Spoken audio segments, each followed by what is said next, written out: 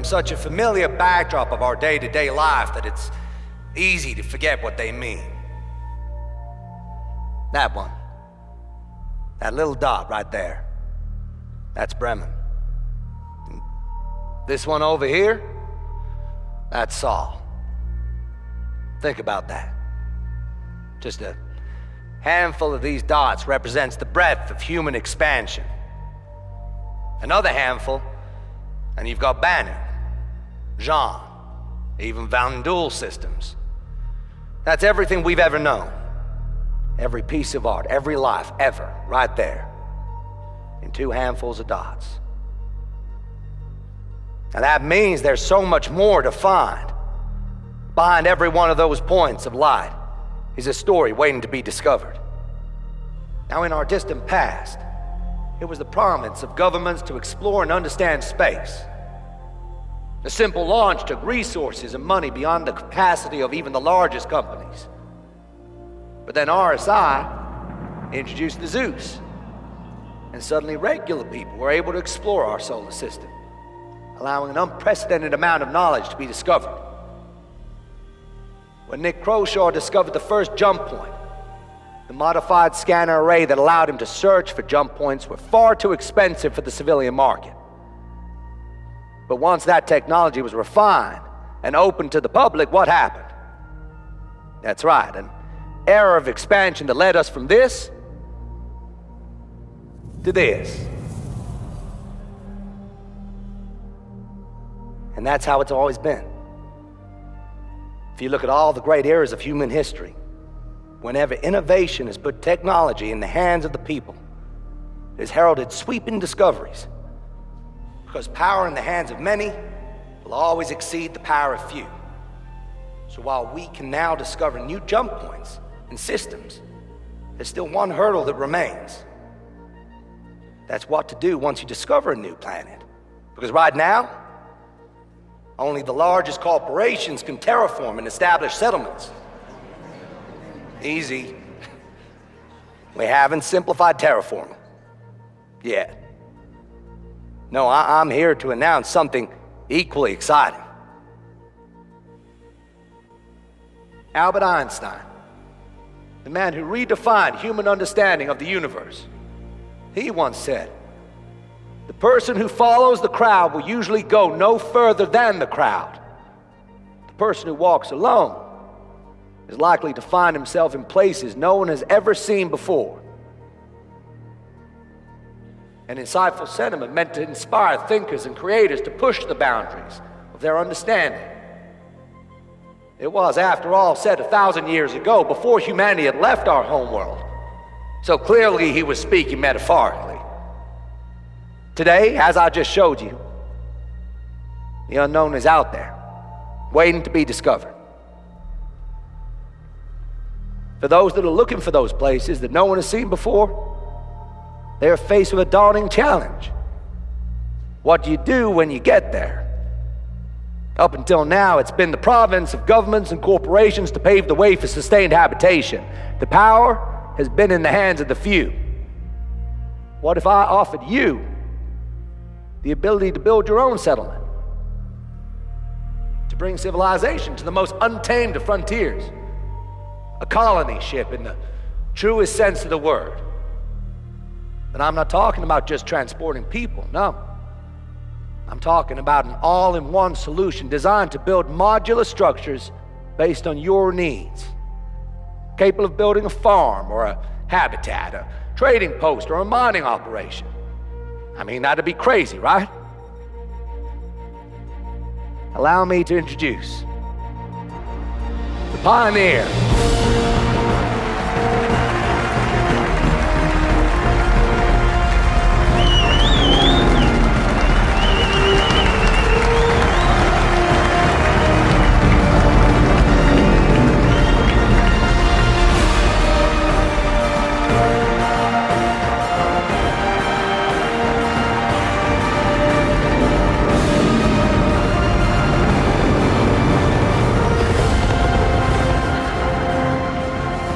With that, let the new age of colonization begin.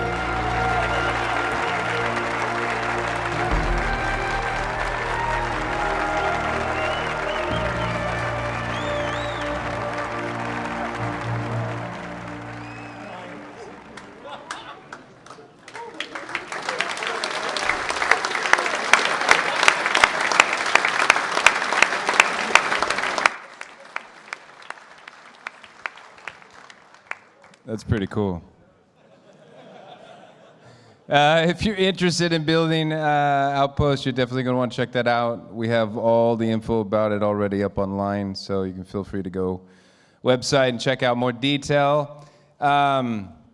This panel is going to tear it apart and give us all the detail we want.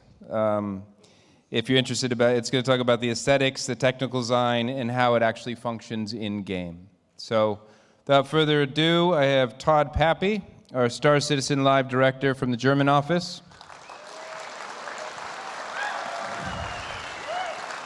John Crewe, Lead Technical Designer from the UK office. Mr. Paul Jones, Art Director from the UK office. And Mr. Tony Z, Director of Persistent Universe out of Boston.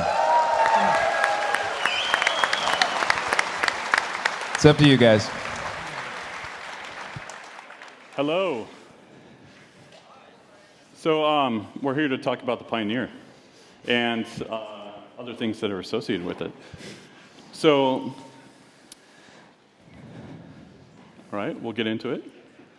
So, like Brian said, we've got Artsy Honcho, we've got SC Honcho, we've got Live Honcho, and Tech Honcho. All right, so staking your claim. So the idea behind this is kind of the land settlements that happened in the States in 1889. And with this ship, it is built to go and settle unknown lands. So before we even thought about this, before we even got into it, there was a couple of prerequisites that we felt needed to be done. First one being procedural planets that you guys have seen. Now, obviously, that creates a huge, massive play area that we need to fill with gameplay, and in essence, we're letting you guys fill it.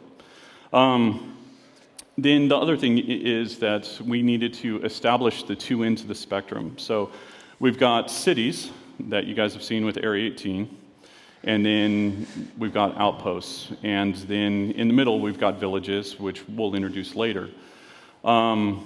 But now that we have outposts, that's basically our campsites.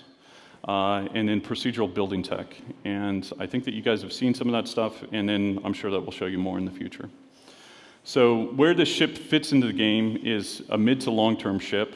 It's for building and placing outposts. And like Brian said, we'll go into more detail about it on this panel. And then the thought process behind it is that this is for orgs or for a single player that wants to run AI.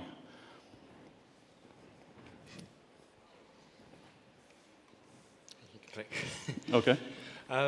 So I'll quickly talk about the normal process of ship design that we do. We've talked on ATV lots about it. If you've grabbed me around the building, I've talked to you about it. It's usually a pretty linear process. So we get a super simple design brief from a director. Like we get Chris, Ben Lesnick, Todd, Tony. They go, I want this ship to do this. And then we go away, the tech design department, and we expand that to a one-page design brief to make sure we've interpreted what they want correctly. That is high-level stats, so rough dimensions, rough armament, rough speeds, rough size. We have a kickoff meeting based around that with all the directors. They give their buy-in. Then we go away and we do a super simple white box in engine just to block out the shapes, because it's one thing saying we want a ship to be 50 meters and we want it to do X, Y, Z, but if you can't actually fit those three things in it, there's no point it being 50 meters. So then we quickly validate that. It's either made from solids or we use existing assets from existing ships and just smash them together, which Paul loves to see. Well, it's lovely work, just crushed together. That gets signed off. It goes into concept and tech design go hand in hand, just constantly iterating, gets signed off, and then when it's all signed off, you see it. So for the Pioneer, we did it slightly differently. So we had the high-level design brief. We want to have a ship that creates outposts. So, well, okay, that's quite a big bit of gameplay. So we don't know how we're going to do that, or we didn't know how we were going to do that at the time. And then the other really interesting part was we want it to be Consolidated Outlands, which we have the Mustang, and trying to extrapolate that up to the huge scale. It's like, well, all the other manufacturers, we know what little ships look like, big ships. We can't just take a Mustang and go, it's going to be ridiculous. So we should have. Well, we could try. So what we did first, we talked with Nathan Dearsley and Paul. We didn't do a white box for it, which is quite an unusual process. They went away and did all mood boards, concepts of what they want Consolidated Outlands to look like, which Paul will show you some of the early stuff, because it was very clear from that what shape and form the ship would take. There's no point us making boxes if the ship's going to be a round flying disc. It's not going to work. So we got those back, and you can see the round and round bit in the middle, where we got the concept. Chris liked it, signed it off, did a white box, went with art. I was like, no, that doesn't work. Round and round we go, till everyone was happy, signed off, and that was that. So some quick ship stats. The new ship matrix went live last night at some point. So we've gone through every ship in the game and updated all their stats to the best that we know of. And we're going to keep that more up to date. It's a much simpler process now. Anything you see up there with a dash is because we don't know where it's fully going to be. We'd rather give you the numbers when they're not going to change, rather than what we have in the past. So it's like this. Everyone sits on it for 3 years and goes, why is it not like that anymore? We'll give you it when we have some solid numbers. But the numbers we do have there are the ones we do know about. So it's 200 meters long, which is quite big. It's a capital size ship, which, if you've read all the shipyard posts we've been doing over the last 2 weeks, explains that. It's got 600 SEU of cargo, which is used for building the bases. A minimum crew of 4 and a max crew of 8. It supports 8 living on it, so you can just about get by doing 4. So it is a team effort to do this stuff. On the next bit is the more detailed breakdown. And this actually didn't change much from the initial brief that we did. Things like thrusters always change as we build the ships out and work out where the best place for them was. And the only bit that actually changed was the turrets. So we went from having 4 manned turrets to having 2 manned turrets and 2 unmanned turrets. And that was, as we were going over the shapes, obviously to get to to use a manned turret, you need to get a man to that turret, which in itself creates restrictions on sizes and shapes. By taking that out of the equation, you can have much more interesting shapes and feel, and the person controlling that turret is just sat somewhere in a nice central location to use it. So yeah, that hopefully you can all see on the website now and look in more detail at it. Paul? You're going to trust me with the clicker? All right, let's go. So this is the art side of the talk. This is a pretty good question to ask. Obviously, John's explained sort of the initial part of the process. The ship's. It's pretty different to what we've had to deal with before. It's been dealt with generally by one of the concept team in the UK, and he's done very well to remain sane throughout this process. So it has been very challenging, but what I'm going to give you now is a sort of high-level process of how we've approached this ship, a little bit of sort of behind the scenes, and then sort of more of an explanation of where we've arrived, how we've arrived, and hopefully you guys will really like it. So this is my favorite new buzzword that I came up with specifically for this talk. So I think these 3 lines basically describe how we sort of approach this ship. And especially with this ship, it was kind of different to the other ships in the past. So basically this one was very clear. It was utilitarian. It was basically monolithic manufacturing. It's basically, you've got a huge brick of a ship, essentially. But obviously that doesn't look cool, so we go through various stages to make this look good. So throughout the whole process and throughout the sort of whole design philosophy of the ship, it's basically an asymmetrical design. So you'll see on the exterior it's asymmetrical. The bridge is asymmetrical. It's cantilevered. The corridors are asymmetrical, and this throws. It's basically in the DNA of this ship. And John has mentioned previously that obviously we've had the Mustang, which is one of our, I guess, really early ships from Consolidated Outlands, and not really a lot of work had been done in terms of the style guide, and really they're more of a separate division. So this is more of your industrial division. So it's kind of like the Reclaimer, which is like the industrial Aegis. So right off the bat, you know that you're dealing with function over form. It's not going to be like super sexy. It's not going to be pretty. But it's still going to have a really good sort of well thought out industrial design feel to it. So, even as you're walking through this thing, you're still going to appreciate it, and you've got your own essentially flying factory. So this next slide, this basically sort of shows the sort of initial development. So what normally happens is that we always provide Chris with a series of options. He always, if we give him one, he's never happy. He wants to see 3, 4. The more he can see, the more options, the better. Which is great. We're totally used to it. We know how to work fast. That's you don't really sort of set your heart on anything, but you keep pushing for what you like, ideally. So we provide Chris with all these options of how this ship can look good, but also, not be a flying brick. So basically, there's a lot of transformation.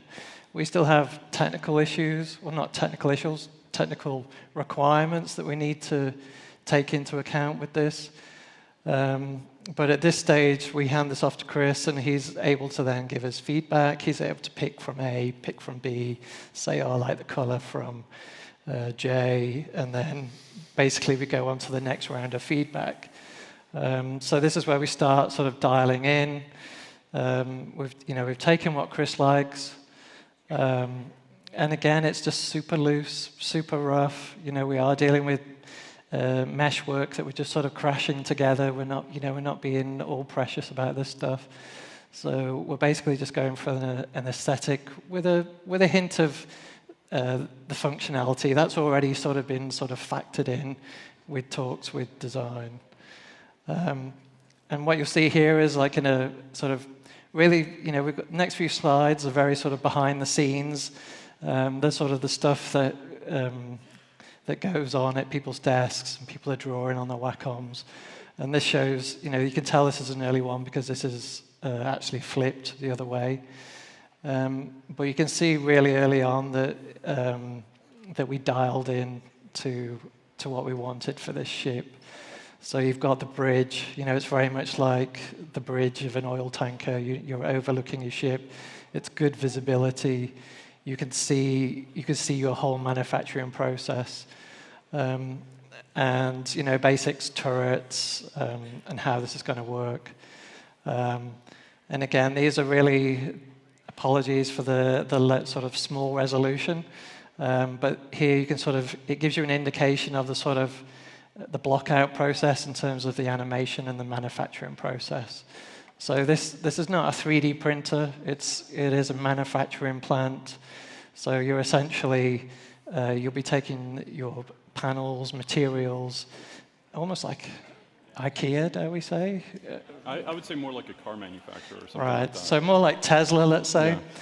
Yeah. I prefer Tesla, and it definitely suits more with the sort of the video you guys have just seen.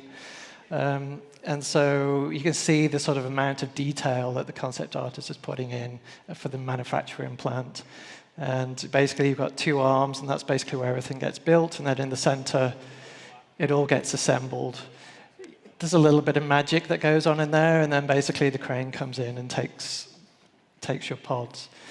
So this is a I guess, final concept model. So we're jumping right ahead in the process.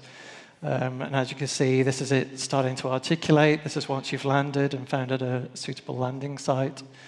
You've got an arm that's articulating out. There is a turret on this arm, and it's also sort of providing an extra sense of perimeter to your base. The area in blue is essentially the crane, and once everything has been assembled, this crane comes in, takes the habitation pods out of there, moves it to the front of the ship, so that then there's still space for additional pods, and depending on how you've configured it. And then, again, this is kind of just sort of showing you the process of where the cargo is inserted, and it runs down both arms, ultimately meets in the middle. And you know, as a player, you'll be able to see a ton of this going on. You'll have all the equipment, you'll have all the robot arms. You know, as you're playing it or as you're walking around your base, you should really get a good feel of what's going on. Swiftly moving on. This is just some quick outlines, just sort of outlining the top view, basically, of the bridge. Again, asymmetrical feel, cantilevered design. Inside there you have Habitation, which we'll see examples of after this. Some hefty landing gear, because this is quite a large ship. Additional cargo space, as well as a landing pad which is above further cargo space, and that landing pad can articulate and move out of the way. Staging area, this is where all your robots are, this is where everything is getting sort of built, essentially, from your materials, and then manufacturing is where all the magic happens. Moving on, these are some of the final images that basically have been built for this ship. So you can see the habitation pod there already. And you can see there's walkways in there. So as a player, you'll be able to come out. You know, I guess if you're in a nice calm situation, you'll be able to come out and see all your cool equipment. If you're in a combat situation, hopefully you'll have more, you know, a good advantage or possibly disadvantage for firefights, depending on if you have people taking over your base. And then this is the bridge. And this is pretty cool. You can see on the sort of far left-hand side, there's a little blue monitor. It actually looks quite small, but that's actually the architect's station. So that's the console, basically, where you're designing your configuration, I guess. So you're choosing 1 pod, 2 pod, 5 pods. Moving on, rather cool engine room. You know, basically this will be a large open space. Again, asymmetrical from the top. You've got some really interesting turbines that should give us some really cool animation opportunities. And it's very different to anything that we've seen so far in the Star Citizen universe. Habitation, obviously you've got space for a couple of Big Bennies. Everybody wants Big Bennies in their ship. And then split level room, so space for chilling out, just watching TV or just having dinner with your friends. Bunk room, again, very utilitarian, very basic, down to basics. You could, if you look closely, you can see one crew member in one of the pods, just lying down. And this is just a quick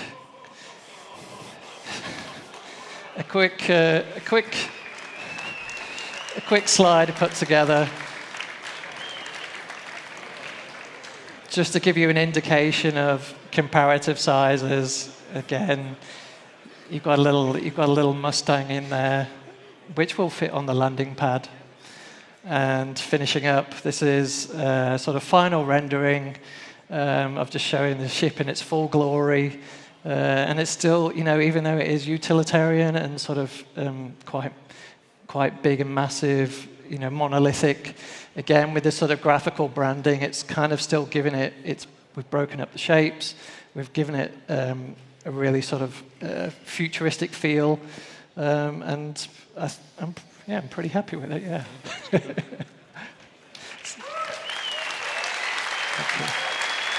You want it? Click. Yeah. So I'm now going to hand over to Tony. Okay. So before you can actually begin construction of your new outpost, you'll need to first select and purchase a plot of land. The value of that land, what you're going to have to pay in order to acquire it, depends upon a variety of objective criteria, as well as the seller's insight into that information, which we collectively refer to as knowledge.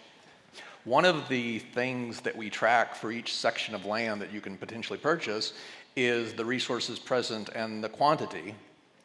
Another one is the current market value, which will obviously impact the value of land. If the land has an abundance of a particular mineral that at that particular point in time is exceptionally valuable, then that's going to increase the current value of that land. But it's a very dynamic process. The level of certainty, that's interesting in that knowledge, information within Star Citizen is very often an analog concept. You don't necessarily know something or not know something, but rather you know things to varying degrees. And the easiest way that I could give for an example would be to consider a car that you're thinking about purchasing. If you're being asked to purchase a car and you haven't actually seen it, you're going to be very conservative in terms of your estimate of what it might be worth. If you're able to see it even from the exterior and verify there's tread on the wheels, the paint job looks okay, etc., then that's going to increase your perception of its value. If you're able to actually turn the car on, make sure it's running, or better yet, have a mechanic take a peek under the hood, then that's going to basically bring it even farther up the scale. And so a lot of what we're doing with the value of land, which ties over into the Pioneer, because you're going to be setting up these outposts ideally in optimal locations to exploit a lot of this value that's sitting on the surface of these planets. The next one up would be when the info was last verified. Knowing that there is a vast abundance of gold at a particular area, but the information is stale. It's 2 weeks old, it's a month old, it's 6 weeks old. As it gets more out of date, it becomes less and less valuable. And so what this means is that players will routinely have to refresh the knowledge of a particular area in order to maintain the perceived land value within the game. The last thing that I'd mention in regards to what constitutes knowledge is the value of location. If you've got a field of copper ore and it's in close proximity to a refinery, potentially at an outpost set up by one of these pioneers, then that ore field, the land that what you'd have to pay to actually purchase that land is going to rise in price. If on the other hand there's no refinery on that planet, and you have to basically spend 20 minutes basically carting the ore to another refinery and then getting it to its eventual destination, that's going to lower the perceived value of that plot of land. So knowledge within the game is a really fundamental concept, and knowledge is a concept that once you've acquired it about a certain area or a certain object, you're able to transfer that to other friends, you're able to transfer that to organizations, you're able to sell that information to public information brokers, or freely submit it into the public domain.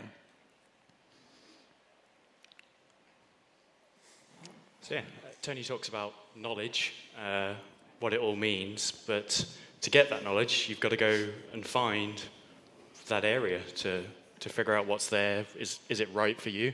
And that's where all the exploration ships come in. You could take your Pioneer and do all this with your Pioneer, but it's probably not going to be the best ship for scouting locations. We've got a whole wealth of exploration ships that are designed for finding that information out. It's like you wouldn't take your oil rig out into the ocean and just randomly dot it down until you found what you wanted. They send the scouts out to find the best locations. So the ships you mentioned there's just a small range of the exploration ships, like the 315P, Terrapin, Carrack. All exploration, all have slightly different pros and strengths. So you've got the single ones, you've got the big crews, and they're just there to help find where you want to send your Pioneer to. You might find a nice location, but if you went there in your Pioneer, you're never going to find out where the nearest refinery, like Tony talked about. You could build it and you find it's millions of miles away, and that's going to be a waste. So these exploration ships are really sort of key to finding those places. Yeah, and one of the things we're aiming to do is make sure that there's a lot of gameplay associated with these high-level concepts. And by that I mean, if you discover, if you're working your long-range scanners, you may find a previously unknown body, an asteroid that no one else within the system knows about, and there is a level of value related to that. If you work your dials a little bit and you've got the proper equipment and the skills, then without actually having to make the journey, you could increase the potential value of that knowledge find by being able to discern, the mass of the object. A large asteroid is going to be, all things, being equal, be worth more than a smaller asteroid. But if you really want to ratchet it up, and this kind of goes back to the degrees of knowledge that I was talking about, if you actually make the journey to it, fly over, burn fuel, burn time, brave whatever dangers are between you and there, and you actually do a flyover to the surface, then you may actually just visually see pools of hydrocarbons, gas venting from the surface. And again, that raises up what you know about it all the more. If you really want to get specific about what's there and maximize the potential value of that find, though, then you're going to have to set down on the surface, and you're actually going to take core samples, and you're going to basically have these processed, analyzed, and you're going to do things like seismographic surveys and have, et cetera, et cetera. And so all of this plays into a common theme that we're trying to execute upon, which is all of these high-level ideas and stuff have a variety of different ways by which the player community can basically attack them, and by which these things will feed the outputs of one into the inputs of another. So now that Tony's kind of giving you a high-level idea of what land is and how we value it, I'm going to talk about actually claiming your land. So first and foremost, claims are not tied to the Pioneer. A single person, organization can buy them, so on and so forth. Then we have the concept of UEE space, non-UEE space. If you settle in UEE space, you need to have a claim. If you're brave enough and you don't want to do it, you can venture out to non-UEE space, and then there you can find some of your shadier things that you want to do in the game. So if you do plant it in the UEE space, then the idea is that you get the protection from the UEE, in case somebody comes and attacks you and stuff like that. It will be transferable between players. Like any good government, the UEE will actually take a cut of that in a title transfer cost. We're doing general licenses. Later on, the UEE will portion out licenses. So when it comes to actually claiming the beacon or claiming your lands, you'll have a beacon interaction. So you set down your beacon. This is where I want to go. And either yourself, one of your teammates, or a data runner will take this information to the closest UEE colony office, and basically that's when it locks in, and now that land is yours. Yeah, so one of my favorite aspects about just the overall concept of land is actually speculation.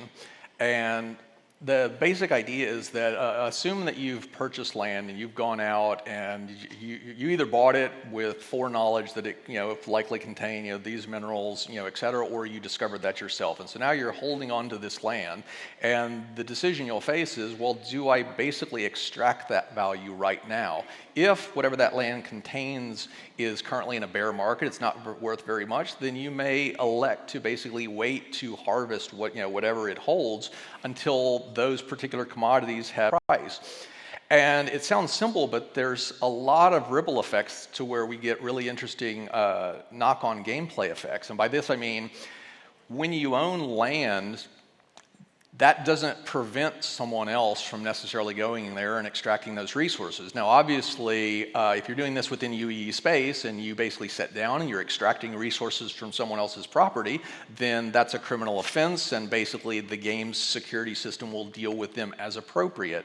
But, of course, the police aren't patrolling, every square inch of every planet, every asteroid, every moon, every minute of the day. And so you holding onto that property, waiting for, a better payday in the future, has real implications in terms of, well, in addition to relying upon the system security, do you want to put your own sensors there so that you're alerted when someone else does something that you don't like on that area of land? So if somebody starts mining, you'll basically be notified, and then you and potentially your org mates can head out there and basically push them off. You may hire mercenaries to basically periodically patrol your land with a higher level of frequency than what the normal, the normal UE security forces would do. Basically, the equivalent of hiring your own personal security to keep watch of your valuables.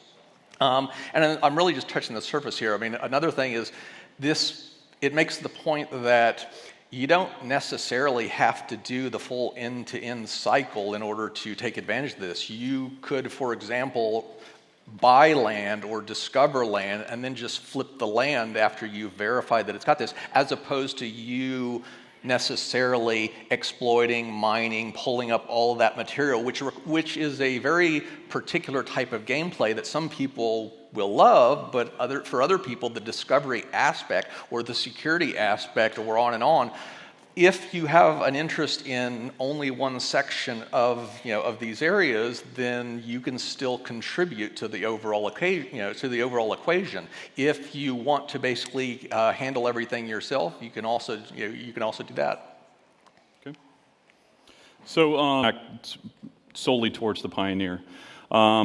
And what I'm going to talk about is preparation. So first thing that you're going to do is you're going to need to do collect materials and add-ons from different stores. So you'll get materials from TDDs or refineries, and you'll be able to pick up some of the add-ons like Tony was talking about, remote sensors or extractors, solar panels, moisture extractors, geothermal pumps, landing pads, turrets, that kind of stuff.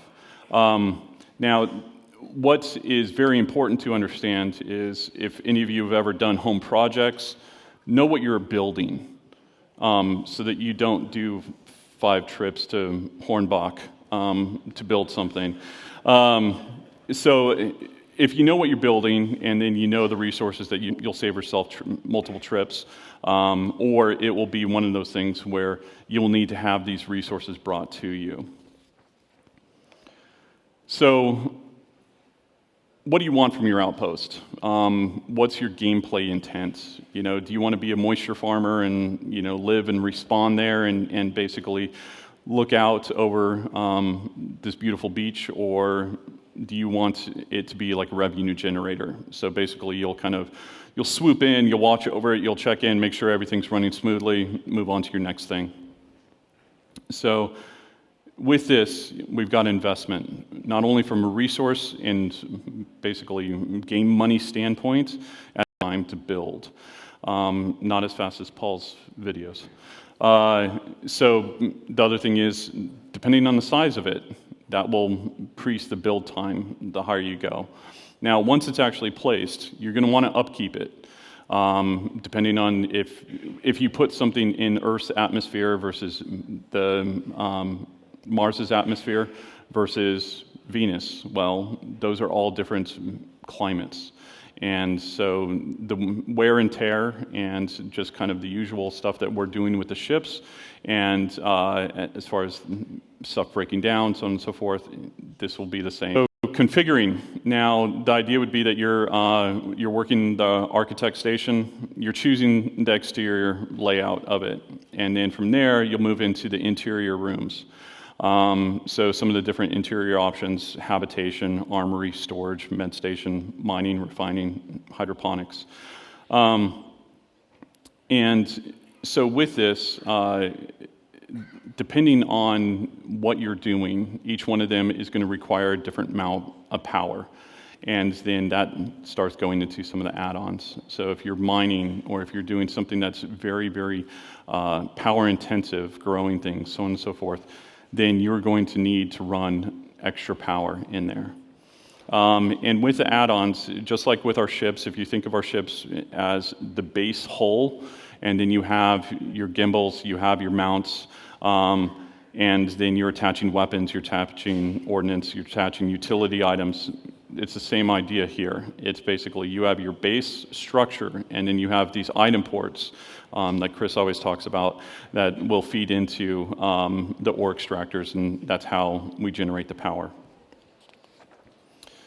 So here are just some of the internal shots. I think you guys have seen some of these already. I like the salad spinner, hydroponics, different mining ideas, storage. So one of the important things is basically if you're growing plants, or if you're basically dealing with any sort of bare form resources that will feed into our ecological system, then what you want to do is you want to make sure that you're actually storing these items, and so that you're not just mining once and then basically having to shut down because you don't have any more space. Drug lab. So in case you want to do a little Breaking Bad. Then idea about research, and this would be maybe you're close to the sun or something like that, and you want to research some solar flares or those types of things. Medstation.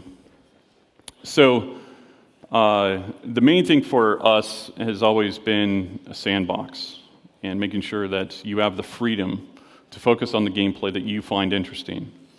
And so what we wanted to talk about was just some of the ecosystems that we feel these things help support and help build. You've got the haulers and traders that would be dealing with things that would come in, and if you're mining or if you're growing plants, well, these are going to take these to manufacturing or processing centers. Tony mentioned the security and the needing to actually protect your things, because I can guarantee you, if you're making money, people are going to want to take it from you. Exploration, John mentioned this about going and finding these plots of land and everything like that. Then there's repair, obviously mining, farming, and the refining stuff. So that is our panel.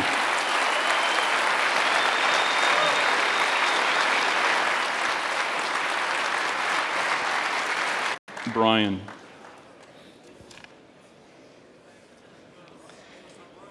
Here are we used to people finishing on time? Probably. Oh yeah, we actually finished early. We chopped up. Do you want to? That's fine. Okay. Are you kidding? Okay. Yeah, here I am. Awesome, thank you. We have time for a few questions, not the normal length, just because we need a little bit of prep time before Chris gives his large presentation. The other thing is that I think some of us will be talking to Jared afterwards, and Absolutely. then the other thing is that some of us will also make sure that we're out by any extra questions that we need to answer. Would that be the Intel Saber Raven? Yes, it would be. All right, so where's my mics in the audience for questions? Good show of hands. Materials required looks quite small for such a big ship. Is it possible to land a freelancer or something, or do you have to ask for like 200 ships to bring you one crate over another? So it fits 40 by 40 meters. So there's quite a large, it looks quite small on it, but 40 by 40 meters is a lot of space. That's what we deem safe. You can, like with all things cargo, you can push it and get a little bit more on there, but 40 by 40 is the designated area. So there's a lot of cargo options in there, and it is right next to the cargo bay. It slides next to it, so you wheel it out, put it in the cargo bay, and back in again. Okay, thank you. Thank you. Another question?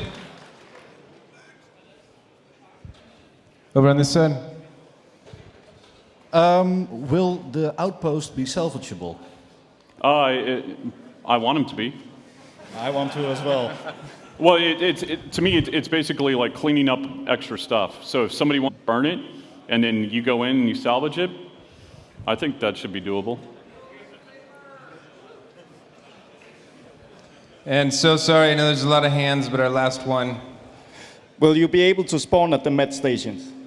That's the goal, yeah. Thanks.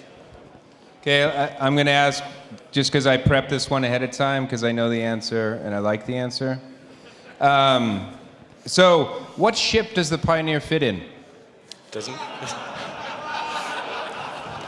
fit in any. It doesn't fit in any. And what ship fits in the Pioneer? No ships fit in the Pioneer. It's just a landing pad on top, not a hangar. Thank you. Hold on, stay seated. So we're going to take a break. It's going to be a little bit, I think, right at 10 o'clock. Our local time here is when Chris is going to hit the stage. Gives us a little padding of time to strike the stage and get it prepped. So have fun, hang loose, get a drink, and we'll see you in just a bit. Thanks, guys. Hold on, Tony.